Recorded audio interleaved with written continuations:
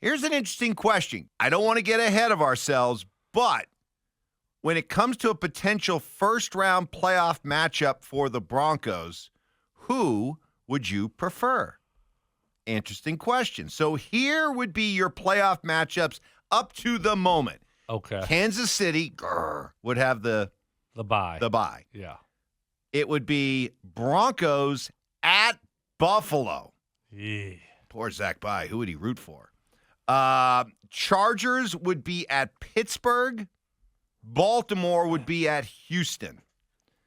So knowing, I guess I shouldn't. So if you had to rank the possibilities of who you'd like to see the Broncos play in the first round, from most desirable to least desirable, it would be the Texans, of course. Yeah. And then the Steelers and then the Bills. I mean, you go to Orchard Park in January. Hey, I know we went there last year and won, but lightning doesn't strike twice in the same spot, Mike. So and Pittsburgh's playing great. I think both of those matchups would be really tough.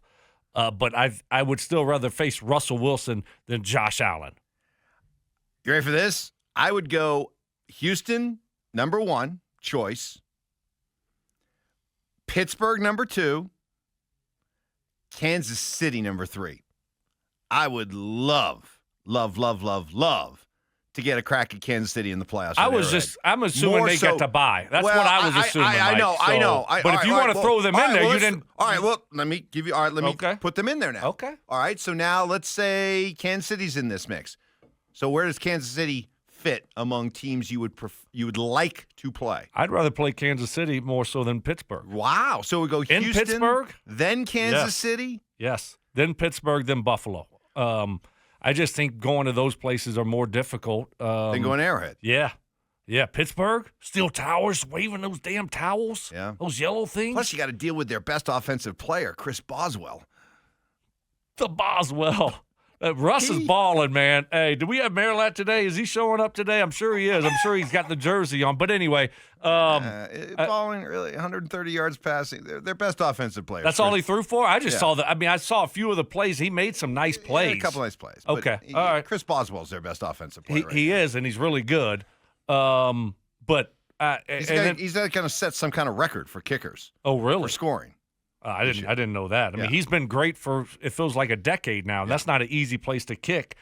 So you look at Kansas City, and they're just a little bit off, a little bit different. I think we match up well with them. We know them well. I'd rather play them than Pittsburgh. I just think Pittsburgh, wild, isn't offensively and defensively, give you more issues right now than Kansas City does. So that's pretty. It's pretty. I want to use a stronger word. That's pretty strong to come out and say a 12-1 Chiefs team that just wrapped up their division for the 9th straight year. I'm here. We're sitting here saying we'd rather see the Broncos play the Chiefs than play Pittsburgh or Buffalo in the playoffs. Well, we just saw Buffalo beat the Chiefs.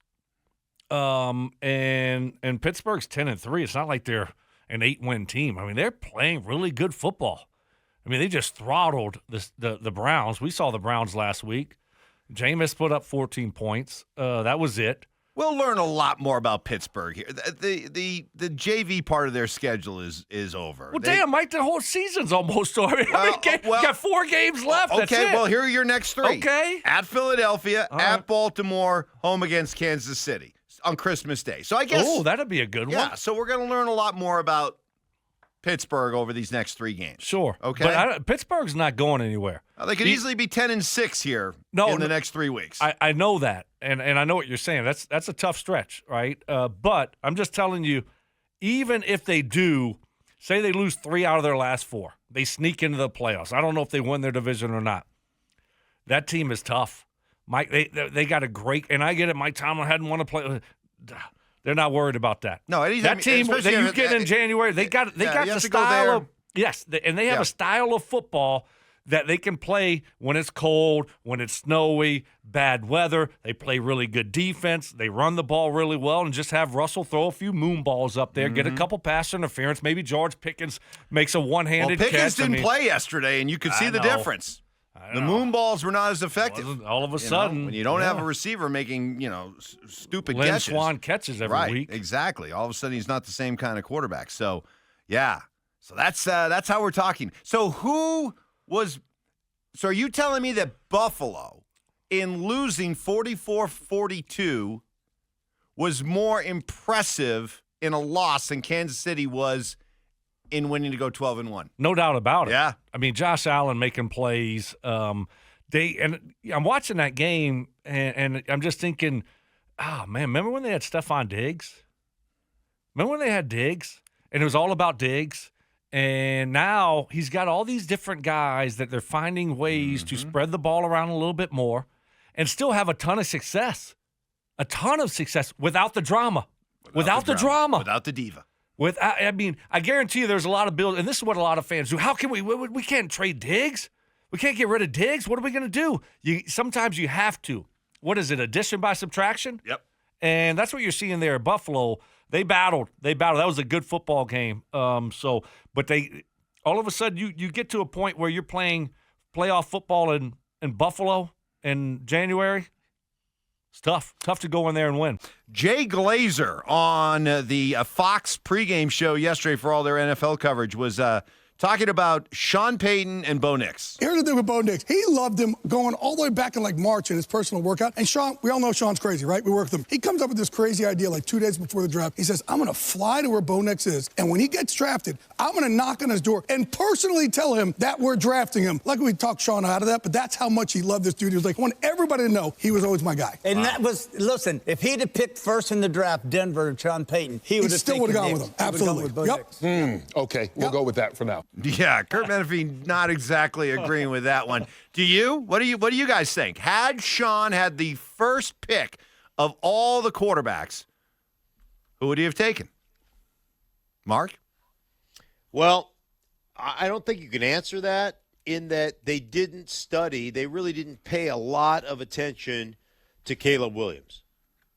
And this is, and Sean said he's a generational talent when he was on TV on his year hiatus and all this, that, and the other. But, just talking to Sean, I know that they didn't do – did they do their due diligence? Yeah, but did they go fine-tooth comb Caleb Williams? No, because Caleb Williams was everybody knew he was going to Chicago.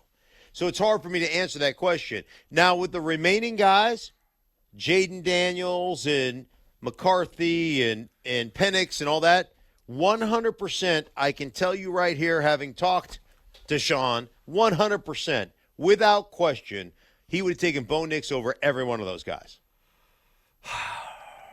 I'm really not buying a lot of this. I told Evans earlier, I'm tired of the Bo Nix draft story. I'm tired of the off-season. You don't like the origin story, Stink? No. Hey, Sean Payton wasn't flying up, and maybe Mark can get confirmation or not confirmation on that story from Jay Glazer from Sean. But Sean Payton wasn't flying up the day before the draft and going to camp out at Bo Nix's door to knock on the door and say, we're drafting you. I mean, that's a ridiculous story. Who's ever done that? It's not going to happen. Wasn't going to happen. But it sounds great. I don't want to be Debbie Downer over here, but some of these, it's Bigfoot. It's like, oh my gosh, we got Bigfoot here, guys. We saw Bigfoot. So I'm like, come on. He was. What, Mark? What? Do you believe in Bigfoot? No, I don't believe in Bigfoot, and I don't believe some of these stories I'm hearing. I just Loch don't. Ness Monster? Loch Ness Monster? Maybe I believe in Bigfoot. Did you see Bigfoot in Alaska? Did you see Bigfoot growing up, Mark? Do you want to tell us something? I have not seen a Bigfoot, but there's a too Bigfoot. many. I think there's only one. There's only one still going. No, come on.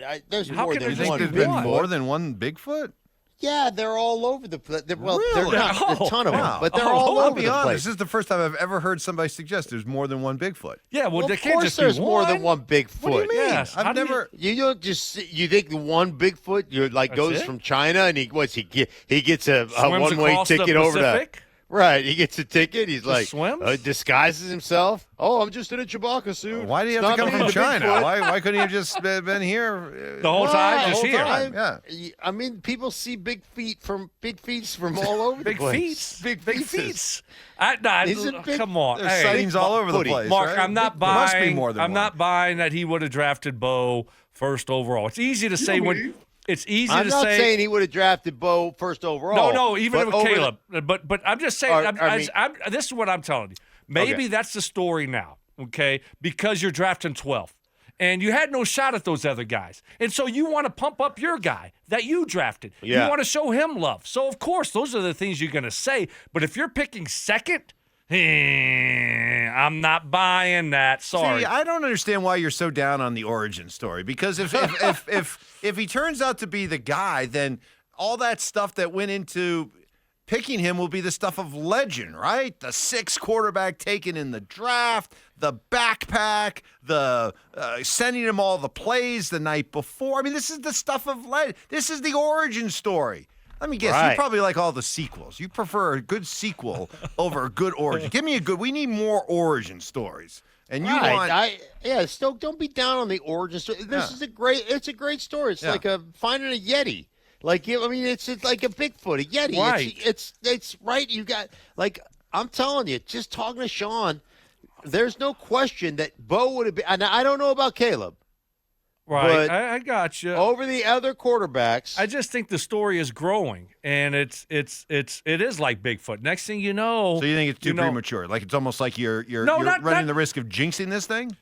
well, maybe a little bit. Let's just settle down with all these unbelievable stories here that just don't make sense, and it's like, oh my gosh, it's almost like the Bigfoot story. And I just. Okay, I hear you. I get the backpack story, and Sean loved him, and we got all these stories, but Bo's not a Hall of Famer yet, so let's just slow down on all that. And then I think it's becoming we're seeing a lot of exaggerating here when it comes to certain things with Bo and how much Sean loved Bo. I think there's becoming a little bit of an exaggeration part of this that I just can't buy.